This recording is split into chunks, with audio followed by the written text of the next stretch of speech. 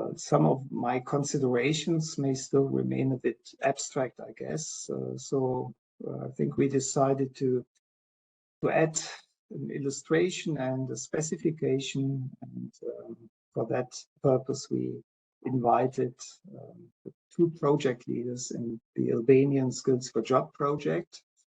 And let me welcome Fation and Erka. And I don't want to lose many more words because we want to hear them now.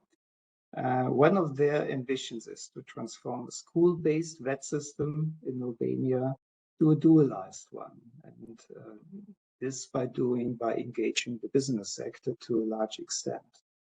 So, Fation, Erka, how did engagement of the business sector come into play in your project? The floor is yours. Thank you, Professor Euler. Greetings to everyone. I'll get to the point. Albania, it's a country in southeastern Europe. It's a small economy of about 2.9 million, and it's a developing reality. So you can understand a bit the context of the economic development of the country. 7 years ago, we started a project that it's called Skills for Jobs. It's an SDC project implemented by Swiss Contact with the ambition, among other things, to bring closer the schools to the companies. Given the local context, when we were designing the approach, we decided that we will promote a one-to-one relation in between schools and companies. Now, as development workers, we were faced with the big dilemma: does anyone really want to take action into changing something? Because we are specialized in complaining about how things do not work, but when we are asked to change the way we do business on a daily basis, be it as a teacher or a school manager or a company manager, then it becomes a lot more difficult. So that was a bit the challenge at the very beginning in the context here in Albania, that people were talking about change but not really taking action. When we got the schools convinced to engage with companies as a way of transforming a bit the way they were thinking and acting, then the starting point was to make sure that schools were identifying companies that they could collaborate with to take the students to companies. There is a lot of talk how companies are not offering decent jobs, how they are not really treating employees properly, and all of these challenges were brought up by teachers and parents. So we decided to ask the teachers and the parents community to identify and suggest companies that could start a collaboration with the school. And literally, you know, the next door company, so to say, was the starting point. After a few months and later years later, we see now that each and every school that we support, and 10 of them, has at least 80, 90 companies that they are partnering with. And that's quite a change in the way the school does business. It's still in Albania.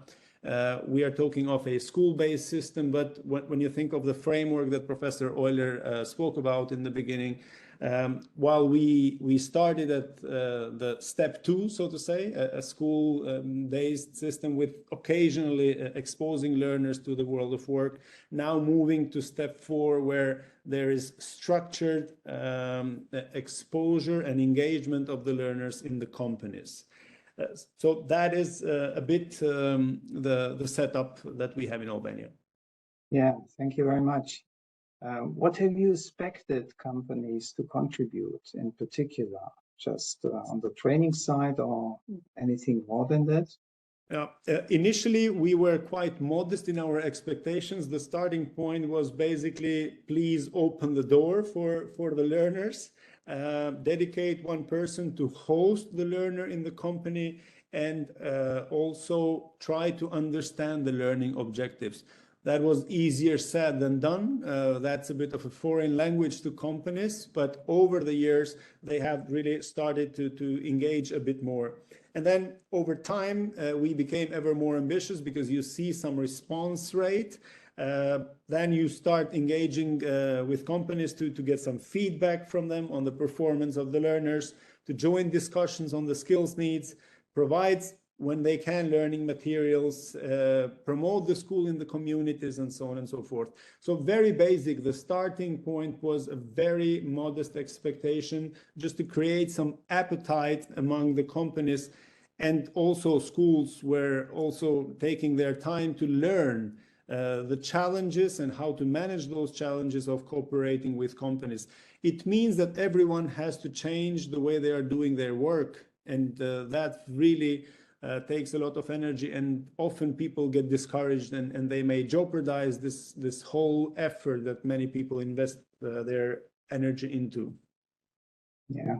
So what were the major challenges on the part of the schools? I can imagine that they were not always quite happy if they want to shift some kind of learning to the companies. It means a reduction of the teaching load, and that often means less employment for them.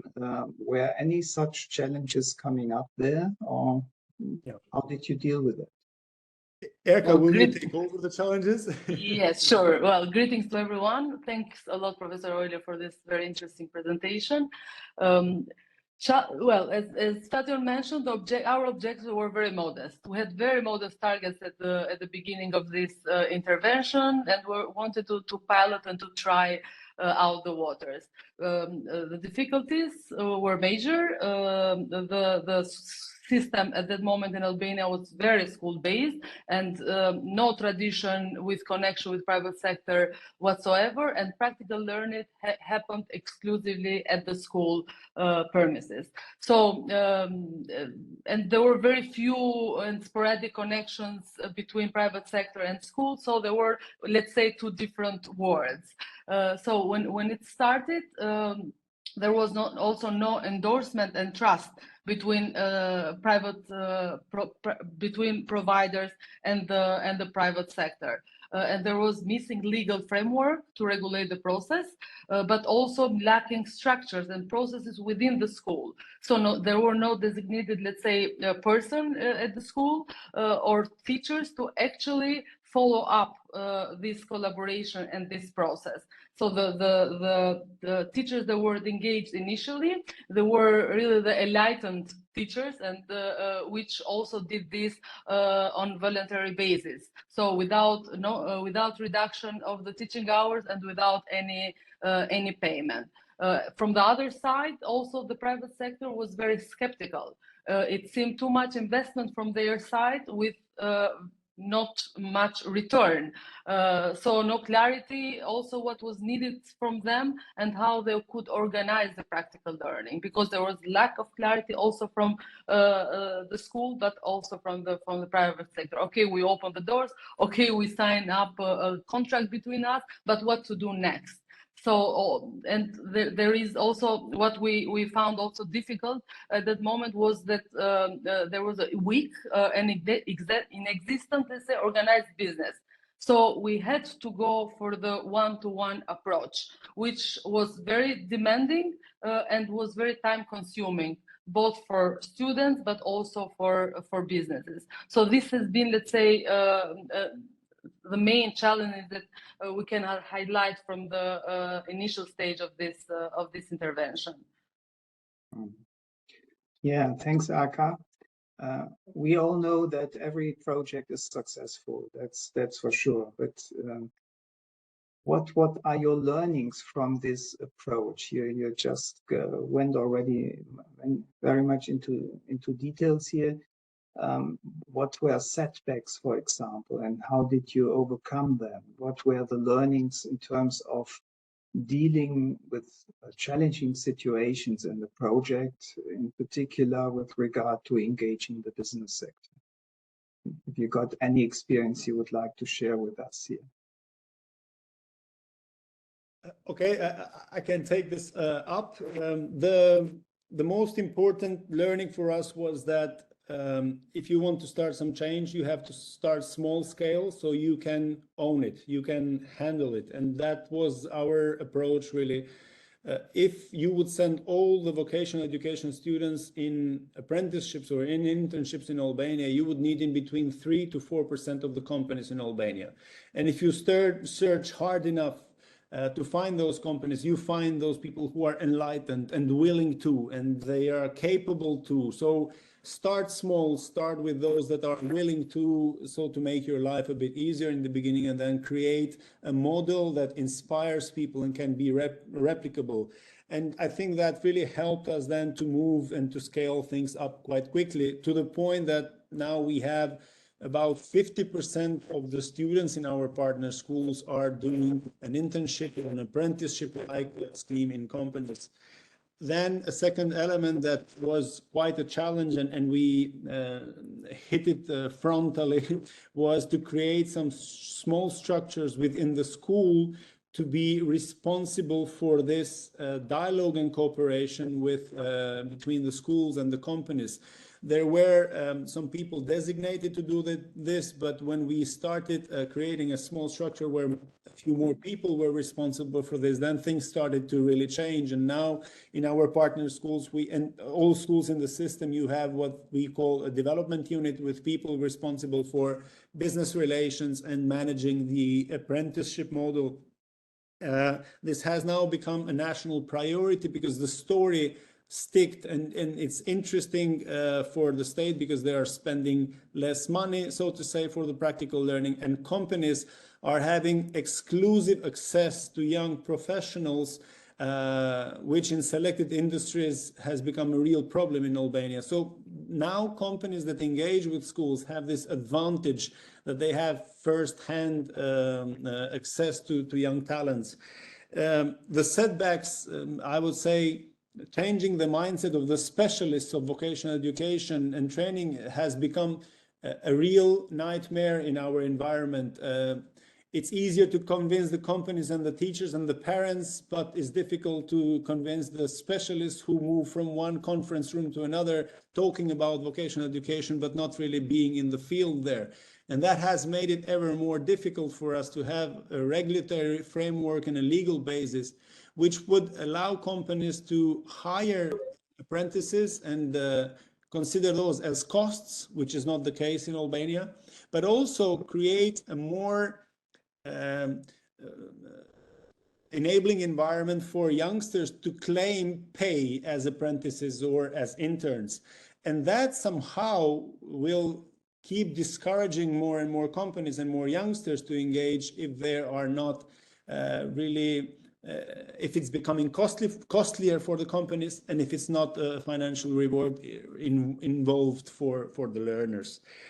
Last but not least is that because of the context that we have in Albania, and I have traveled the world and I see this is reality everywhere, because we don't have in developing context, because we don't have an organized business in the country, the industry is not really taking over. And this means that this will mostly remain a topic to be governed by the government.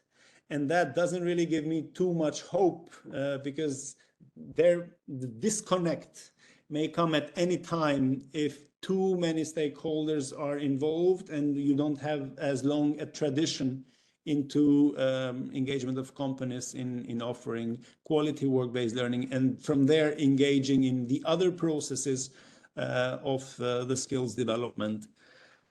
Yeah. Mm-hmm. Okay, probably one final question. Changing the perspective to the young people.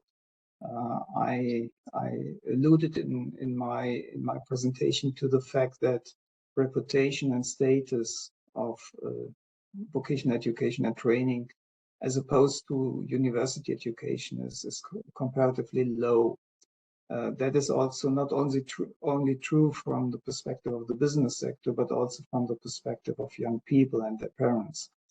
Do you have any indication in your project as to what extent the attractiveness of vocational education has increased from the perspective of school leavers or young people deciding on what to do after compulsory schooling? The situation in Albania, it's a bit two-sided. You have a few schools that have received donor support and close support over the years, and there the situation has changed significantly. But then you also have realities of schools that remain still too closed, and they are becoming used to report nice numbers, so to say that we are successful, but not really changing the way they are doing business. And that harms the overall perception of the vocational education.